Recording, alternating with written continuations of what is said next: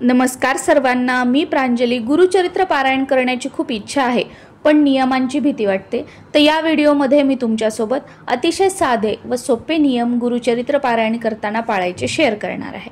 तुम्ही महिला असाल, पुरुष असाल, मुलं असाल, मुली असाल, अगदी कोणीही नियमांना न घाबरता निसंकोचपणे तुम्ही गुरुचरित्राचं पारायण कराल हा व्हिडिओ बघितल्यानंतर एवढी खात्री मी तुम्हाला देऊ शकते। श्री स्वामी समर्थ महाराजांच्या पुण्यतिथीनिमित्त जर तुम्ही 7 दिवसांचे गुरुचरित्र पारायण करत असाल तरी सुद्धा तुम्हाला हेच नियम पाळायचे आहेत। या अगोदर तुम्ही कधी गुरुचरित्र पारायण केलेलं नसेल, तुम्ही पहिल्यांदाच करण्याचा विचार करत असाल तरी सुद्धा नियमांना न घाबरता निसंकोचपणे तुम्ही गुरुचरित्र पारायण कराल आणि तुम्हाला त्या पारायणाचे अनुभव सुद्धा येईल, ही सुद्धा खात्री मी तुम्हाला देते। आणि हो, गुरुचरित्र पारायण म्हटलं की बरेच ताई व दादा विचारतात की आम्हाला खाली बसता येत नाही, जमिनीवर आम्हाला खाली झोपता येत नाही, मग बेडवर कसं झोपायचं, किंवा खाली बसून वाचता येत नाही तर मग खुर्चीवर वगैरे बसून वाचलं तर चालतं का, किंवा अजून बरेच प्रश्न आहेत। त्या सगळ्या प्रश्नांची उत्तरं या व्हिडिओमध्ये तुम्हाला मिळून जातील। आणि सर्वात महत्त्वाचा प्रश्न की जे खूप लोक घाबरतात की गुरुचरित्र पारायण करताना काय खायचं काय नाही, हे एकच धान्य खायचं का, मग ही भाजी खाऊ शकते मग का, मग ती डाळ खाऊ शकते का, मग मी पोळीच खाऊ शकते का, भाकरीच खाऊ शकते का, तर याचं सुद्धा उत्तर तुम्हाला या व्हिडिओमध्ये मिळून जाईल। तर बघा, सगळ्यात अगोदर गुरुचरित्र पारायण करताना तुम्हाला ब्रह्मचर्याचं पालन करायचं आहे। 7 दिवसांचं किंवा 3 दिवसांचं पारायण करा, तेवढे दिवस तुम्हाला ब्रह्मचर्याचं पालन करायचं आहे। गुरुचरित्र पारायण करत असताना 7 दिवस तुम्हाला परान्न घ्यायचं नाहीये। परान्न म्हणजे काय की तुम्हाला बाहेरचं कोणाचं खायचं नाहीये। आता तुमच्या घरात तुम्ही बिस्किट वगैरे हे आपण जे काही विकत आणलं तर ते आपण खाऊ शकतो, काही हरकत नाही। आपल्या घरामध्ये आई, वहिनी, बहीण जे कोणी असेल घरामध्ये त्यांनी स्वयंपाक केलेला जो आहे तो आपण खाऊ शकतो, तो टिफिन मध्ये नेऊ शकतो, तो बाहेर नेऊन ऑफिसच्या तिथे खाल्ला वगैरे तरी सुद्धा चालतो। आणि हो, या 7 दिवसांमध्ये पारायण काळामध्ये जर तुम्हाला कोणी सवाष्ण वगैरे बोलवलं किंवा कुठे प्रसादासाठी वगैरे बोलवलं तर ते तुम्ही खाऊ शकता। कुठे प्रसाद वगैरे जो खाल्लेला असतो ना तो परान्न नसतो। परान्न म्हणजे तुमचे मित्रमंडळी किंवा तुम्ही हॉटेलमध्ये जाऊन असं शौकने खाताय की चला मला पार्टी करायची, हॉटेलमध्ये खाणार, किंवा कोण्या नातेवाईकाच्या वगैरे घरी गेले तर हे परान्न झालं। तर ह्या गोष्टी 7 दिवसामध्ये आपल्याला टाळायच्या आहेत। आता जे लोक ऑफिसला जातात तर त्यांनी 7 दिवस थोडंसं लवकर उठा, तुमच्याकडे वेळ नाहीये तर पण घरून डब्बा न्या आणि तिथे खाण्याचा प्रयत्न करा, किंवा मग तुम्ही ऑफिसला जाण्यापूर्वी घरीच काहीतरी खा, मग ऑफिसला वगैरे जा आणि ऑफिसवरून आल्यानंतर घरीच जेवण करा। दुसरं तुम्ही हे असं करू शकता, पण बाहेरचं वगैरे शक्यतो खाऊ नका, कारण त्याच्यामध्ये कांदा, लसूण याचा वापर केलेला असतो। तिसरा नियम म्हणजे या 7 दिवसामध्ये तुम्हाला कांदा, लसूण, नॉनव्हेज हे पूर्णपणे वर्ज्य करायचं आहे। तुमच्या घरातील इतर मंडळींनी कांदा लसूण खाल्लं तर चालतं, फक्त जे गुरुचरित्र पारायण करत आहेत त्यांनी कांदा लसूण हे खायचं नाही। आणि नॉनव्हेज जे आहे ते तुम्ही तर नाहीच नाही खायचं, पण तुमच्या घरातील मंडळींनी सुद्धा नाही खायचं। गुरुचरित्र पारायण करताना हा एक नियम घरातील सर्वांनी पाळायचा आहे की घरामध्ये नॉनव्हेज कोणीच खायचं नाही आणि घरामध्ये 7 दिवस बनवायचं सुद्धा नाहीये। बाकी कांदा लसूण घरातील इतर मंडळींनी खाल्ला तर चालतो, पण त्यांनी सुद्धा जर पाळलं हे 7 दिवस सात्विक जेवण त्यांनी सुद्धा खाल्लं कांदा लसूण विरहित तर हे अतिशय उत्तम आहे। पण बऱ्याच वेळेला हे शक्य होत नाही आणि हे विचारलं जातं की मग त्यांना खाऊ घालू शकतो का, तर हो, तुम्ही घरातील इतर व्यक्तींना कांदा लसूण देऊ शकता।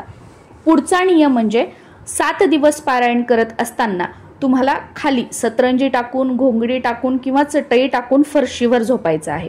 बेडवर झोपायचं नाहीये, गादीवर झोपायचं नाहीये, सोफ्यावर सुद्धा झोपायचं नाहीये। आता आपल्यापैकी बरेच जण असे आहेत की त्यांना डॉक्टरांनी सांगितलेलं आहे की फरशीवर झोपायचं नाही किंवा खाली बसायचं नाही। मग अशा वेळेला तुम्ही काय करू शकता, बेडवरची गादी जी आहे ती काढून टाकायची, त्या बेडवर घोंगडी, चटई किंवा सतरंजी टाकायची आणि मग बेडवर तुम्ही झोपू शकता। फक्त गादी काढून त्यावर जे आपण फरशीवर टाकणार होतो झोपायला ते टाकायचं आणि त्यावर झोपायचं। आता सेम वाचनाचा सुद्धा प्रश्न येतो की आम्हाला खाली बसता येत नाही, मग गुरुचरित्र ग्रंथ कसा वाचन करावा। मग अशा वेळेला तुम्ही टेबल खुर्चीवर बसून ग्रंथ वाचन केलं तरी सुद्धा चालतं। इथे बऱ्याच वेळेला एक प्रश्न विचारला जातो की आमचं देवघर जे आहे ते भिंतीला टांगलेलं आहे, मग आम्ही पारायण कसं करायचं, उभ्यानं वाचायचं का, तर नाही। भले देवघर वरी असेल, दिवा वगैरे तिथे लावा आणि तुम्ही खाली बसून फरशीवर बसून वाचलं तरी सुद्धा चालेल, किंवा तुम्हाला बसता येत नसेल तर टेबल खुर्ची तिथे घेऊन तुम्ही बसून वाचलं तरी सुद्धा चालेल। गुरुचरित्र पारायण शक्यतो तुम्ही जिथे पूजा मांडणी केली असेल तिथे बसून करा। तुम्ही जर पूजा मांडणी केली नसेल तर देवघरासमोर बसून गुरुचरित्र पारायण करा। पण हे दोन्हीही तुम्हाला शक्य नसेल तर घरामध्ये जिथे कुठे पवित्र जागा आहे की ती जागा 7ही दिवस तुम्ही तिथे ग्रंथ ठेवला तर कोणी हलवणार नाही, तिथे जास्त लागालाग शिवाशिव वगैरे ह्या गोष्टी होणार नाहीत, कचरा वगैरे किंवा पारशाने कोणी तिथे शिवणार नाही। तर अशा जागेवर घरामध्ये कुठेही तुम्ही गुरुचरित्र ग्रंथाचं पारायण करू शकता।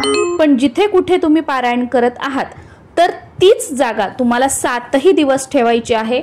पहिल्या दिवशी जे आसन तुम्ही बसायला घेणार तेच आसन तुम्हाला 7ही दिवस घ्यायचं आहे आणि पहिल्या दिवशी ज्या वेळी तुम्ही वाचन करताय त्याच वेळेला तुम्हाला 7ही दिवस वाचन करण्याचा प्रयत्न करायचा आहे। हां, पण काही कारणाने 7ही दिवस आता त्याच वेळेला वाचायला जमलं नाही, कधीतरी काहीतरी अडचण आली, इमर्जन्सी आली तर तुम्ही थोडासा वेळ इकडे तिकडे गेली, कधीतरी समजा सकाळी वाचन तुम्ही रोज करता पण त्या दिवशी जमलं नाही, मग त्या दिवशी तुम्ही दुपारी वाचलं किंवा सायंकाळी वाचलं तर ते चालतं। पण आज सकाळी वाचलं, उद्या दुपारी वाचलं, परवा सायंकाळी वाचलं तर असं करू नका। वेळ 1 ते 1च ठेवण्याचा प्रयत्न करा। पुढचा नियम म्हणजे गुरुचरित्र पारायण करत असताना तुमच्याकडे जागा असेल, घर मोठं असेल, 7 दिवस पूजा मांडणी तुम्ही तशीच ठेवू शकत असाल तर तुम्ही पूजा मांडणी करा। पण बाकी तुमचं घर छोटं आहे, घरात लहान मुलं आहेत, तुम्ही 7 दिवस पूजा मांडणी ठेवू शकत नाही तर मग तुम्ही देवघरासमोर बसून पारायण केलं तरी सुद्धा चालतं, काहीही हरकत नाही।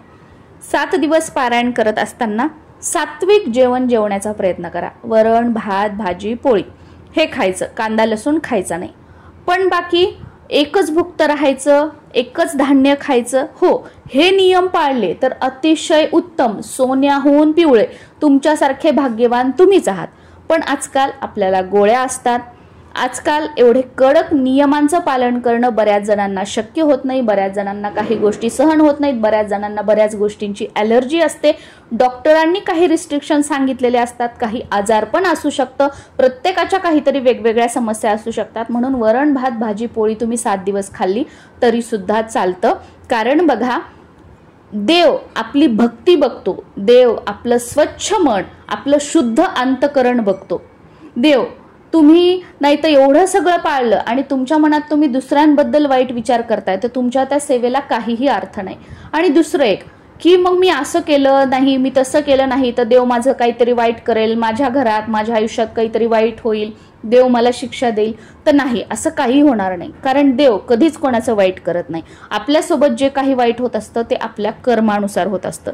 त्याच्यामुळे देवाला दोष देणं हे पूर्णपणे बंद करा। दररोज ग्रंथ वाचन झाल्यानंतर पोथीला काहीतरी गोडाचा फळाचा नैवेद्य दाखवायचा आणि त्यानंतर महाराजांची आरती करून तुम्हाला आसन सोडायचं आहे। आपलं आसन उचलून वगैरे तुम्हाला ठेवायचं आहे।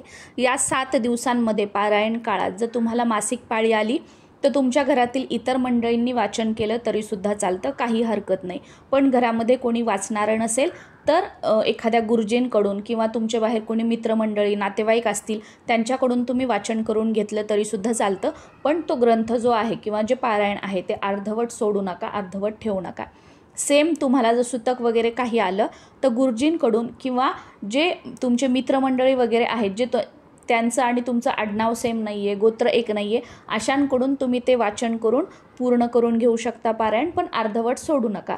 पण ठीक आहे, तुम्हाला गुरुजीकडूनही शक्य झालं नाही, मित्रमंडळींकडूनही शक्य झालं नाही तर मग ते तसंच राहू द्या, त्याला लागलाग शिवाशिव करू नका आणि जेव्हा तुमचं सुतक संपेल त्यानंतर ती पूर्णपणे पूजा उचलून टाका आणि त्याच्यानंतर परत एकदा तुम्ही 7 दिवसांचं पारायण जे आहे ते सुरू करा आणि ते पूर्ण करा आणि महाराजांना माफी मागा, तुमचा प्रॉब्लेम सांगा की असं असं झालं होतं त्यामुळे माझं पारायण अर्धवट राहिलं होतं आणि आता ते मी पूर्ण करत आहे। गुरुचरित्र पारायण करत असताना दुपारी 12 ते 12:30 या वेळेमध्ये वाचन करू नका, कारण ही दत्त महाराजांची भिक्षा मागण्याची वेळ आहे आणि तुमच्या ज्या काही गोळ्या असतील, ज्या रुटीनमध्ये डॉक्टरांनी तुम्हाला सांगितलेल्या आहेत खाण्यासाठी वगैरे, त्या सगळ्या गोळ्या तुम्ही जशाच तशा हे पारायण करताना घेऊ शकता। गुरुचरित्र पारायण करत असताना मध्ये जर एखादा उपवास आला, जसं की एकादशी आली किंवा तुम्हाला सोमवारचा उपवास असेल, मंगळवारचा उपवास असेल, तर तो उपवास तुम्ही करू शकता आणि त्या उपवासाला तुम्ही जे उपवासाचे फराळाचे पदार्थ आहेत ते सुद्धा तुम्ही खाऊ शकता, काहीही हरकत नाही।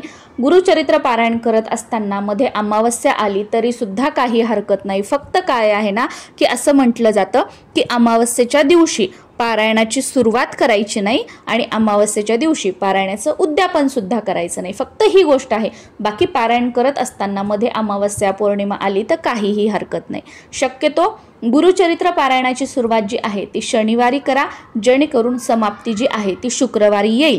पण साक्षात गुरुचरित्र ग्रंथामध्येच सांगितलेलं आहे, मन असता पवित्र सदा सर्व काळ वाचावे श्री गुरुचरित्र.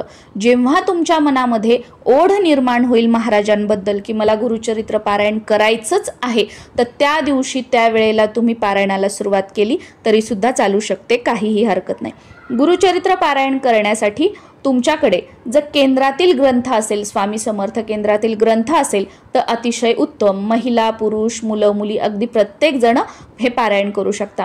पण तुमच्याकडे केंद्रातील ग्रंथ नसेल तर बाहेर जो मोठा ग्रंथ मिळतो तर त्या ग्रंथातून तुम्ही पारायण केलं तरी सुद्धा चालू शकतो. पण बाहेरचा जो मोठा ग्रंथ आहे तो वाचन करण्यासाठी रोज 3.5 ते 4 तास लागू शकतात. शेवटी वाचनाच्या स्पीडवर आहे. मी माझ्यावरून सांगते की मोठा जर ग्रंथाचं पारायण केलं तर 3.5 ते 4 तास रोज तुम्हाला 7 दिवस वाचावं लागतं. आणि जर केंद्रातला ग्रंथ आपण पारायणासाठी घेतला तर रोज 2 ते 2.5 तास वाचन करावं लागतं.